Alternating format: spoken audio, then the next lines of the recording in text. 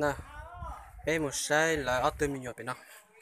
nó lại để dụ ý rồi tao ở từ nó chỉ mà như lo thế chỉ tao bé tao phải sai nè mới cho cái tiền để cái tao phải thay xa cho lại sai nó chỉ mà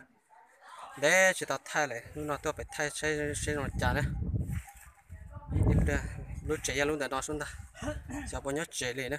mà đi bé sau sẽ bao nhiêu trong này chạy nhớ chạy xuống sẽ kết trong nữa cho nên mà sẽ bao nhiêu lại sẽ đi trả nó tụi mình nhỏ này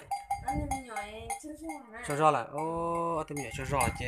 tụi nó là tiền á nhà tiền này là từ bỏ nhau tới chờ từ là giờ tiền này bỏ ở tụi này nó tụi này tụi nó nè ở tụi mình nhỏ cho rõ lại chứ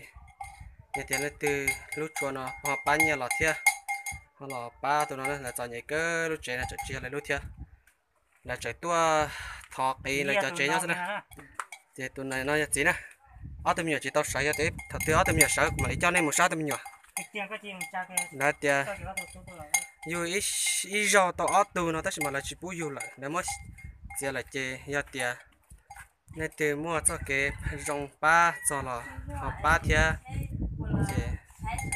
cú mà đi thay nên cho rau là chơi ta kịp mà đã thay đua ở tụi mình cho rau cứ lại cho tròn tu là chỉ bỏ lại nên nó không phải có tay lại rồi bôi này à ô bỏ lại ở đây mình nhỏ bôi này nó nữa giờ cú mua thay cho nó sẽ là tao sai thì ở đây mình nhỏ nó như vậy cái lần từ sạt cho thì lúc cho tao đem nhỏ là họ cái từ sạt ba lại trả là họ ba lọ đấy những trò nhảy cân gấu đi bơi lên nó xí này nhưng chỉ mua chỉ chọn hả thì mua theo thì mà họ chọn nhảy cơ theo auto thì chuyển cho cứ chỉ lon thế này nhỏ thì nên là từ giờ thì xa thì nhiều ba lại trả là họ ba lọ phải những chọn nhảy cơ này chỉ tao một chế nhá nè nhà thì này thì mua cho cái sen cha sẽ dùng sẽ đây là họ bắt cho lúc chế nên là thế là những trò nhảy cơ liền này là những chỉ có cái mà cứ đi trả mình nhỏ nên này nó chỉ để sẽ chế nhưng chỉ mua này thì ba tàu này nè lúc chế này nó là những chế nhỏ cho cái tiền lúc xí này thì ở bên nuôi thì này cho cái tiền là ba tàu để trả nó mà họ ship bao với lúc chế trong cái nhỏ thế nhỏ ở tụi mình nhỏ nó những trò nhảy cơ liền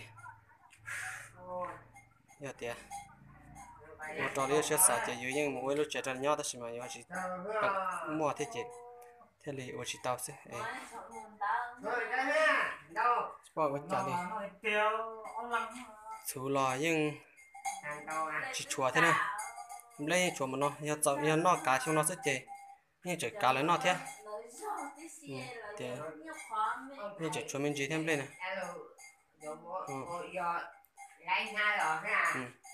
chế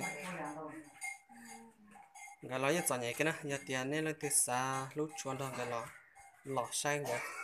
chứ ô chọn nhảy cái nè chỉ một chế đi chế bé mặn ba sẽ có lẽ lúc chế trong cái nhá để tiền lại trả nó bé mặn ba thế để một cho nên là xanh rồi để nó chế ta kia tụi nhỏ xanh nhưng mà theo tụi nhỏ đó đi xanh nè